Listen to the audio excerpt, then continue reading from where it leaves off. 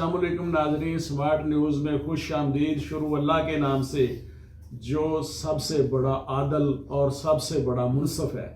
नाजरीन, इस वक्त आने वाले इलेक्शन के मुतल्लिक तमाम र्यूमर्स यही है कि आइंदा बनने वाली हुकूमत नून लीग की होगी और मियाँ नवाज शरीफ चौथी मरतबा वज़ीर आज़म होंगे। बज़ाहिर इमरान खान को इलेक्शन से आउट कर दिया गया है। अब सवाल पैदा होता है कि अगर इमरान खान इलेक्शन जीत जाते हैं और कौमी असम्बली की नशिस्तें भी सबसे ज़्यादा हासिल कर लेते हैं तो क्या इमरान खान वज़ीर आज़म होंगे और मिलिट्री इस्टेब्लिशमेंट इमरान खान को कबूल कर लेगी या कबूल नहीं करेगी।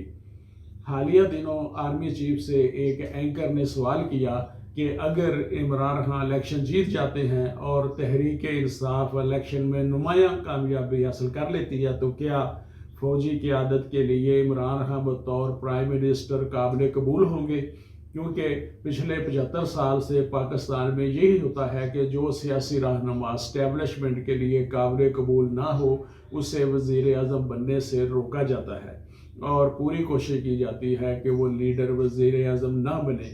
इस अहम सवाल पर आर्मी चीफ का जवाब ये था कि फ़ौज एक अदारे के तौर पर किसी भी मुंतखब वज़ीर आज़म या किसी भी मुंतखब हुकूमत के साथ पूरे मुआवन के तौर पर खड़ी रहेगी और हुकूमत की तमाम मुआवनत आर्मी उसकी पूरी मुआवनत करेगी। किसी भी सियासी जमात की हुकूमत हो, फ़ौज को इससे कोई सरोकार नहीं है।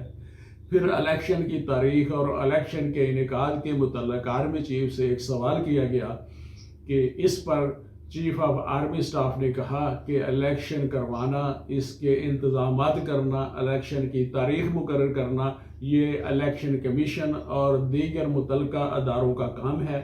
फ़ौज को अगर मुआवनत के लिए तलब किया गया, अमन व अमान की सूरत हाल बरकरार रखने के लिए अगर तलब किया गया तो फ़ौज इस सूरत हाल में देखेगी कि फ़ौज की आईनी ज़िम्मेदारियाँ क्या हैं और फ़ौज अपने कुछ दस्ते अमन व अमान को मुमकिन बनाने के लिए किस तरह स्पेयर कर सकती है।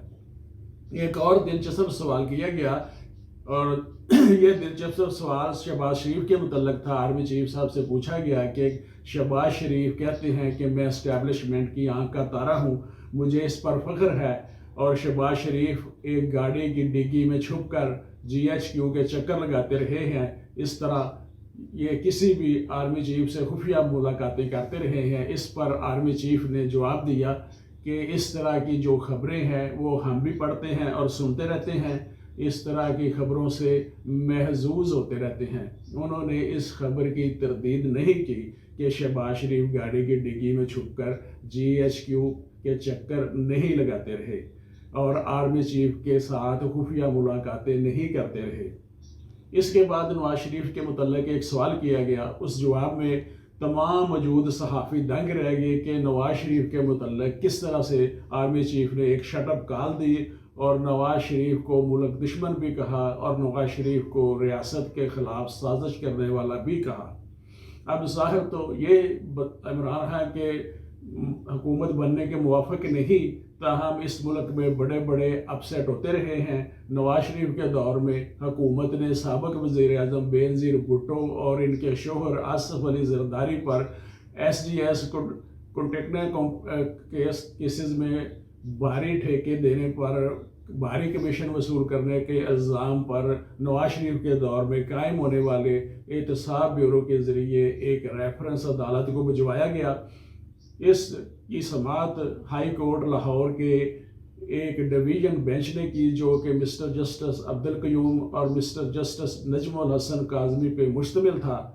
दौरान समाअत मोहतरमा बेनज़ीर भुट्टो ने जजों पर मुतस्सब होने का इल्ज़ाम लगाया, मगर बेंच को बरकरार रखा गया और समाअत भी जारी रही।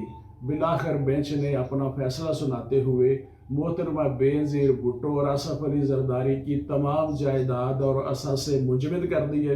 आखिरकार 16 अप्रैल 1999 को एहतसाब अदालत ने मोहतरमा बेनज़ीर भुट्टो और आसिफ अली ज़रदारी को 5 साल की कैद, $8.6 मिलियन जुर्माना और तमाम जायदाद जब्त करने और किसी भी ओहदे का इलेक्शन लड़ने के लिए नाअहल करार दे दिया। اس فیصلے کے خلاف دوسری بار سپریم کورٹ میں اپیل دائر کی گئی، مگر اس وقت نواز شریف کی حکومت ختم ہو چکی تھی اور محترمہ بینظیر بھٹو اور آصف علی زرداری کے خلاف کیس بنانے والے ادارے احتساب بیورو کے اپنے انچارج سینیٹر سیف الرحمان بھی جیل جا چکے تھے، اور سپریم کورٹ کے 7 رکنی بینچ نے 6 اپریل 2001 میں اپنا مختصر فیصلہ سنایا، جس کے مطابق احتساب عدالت کے فیصلے کو ختم کر دیا گیا۔ اس ملک میں ہر چیز ممکن ہے۔ آج کے لیے اتنا ہی۔ میں محمد امین، ایڈوکیٹ، سمارٹ نیوز۔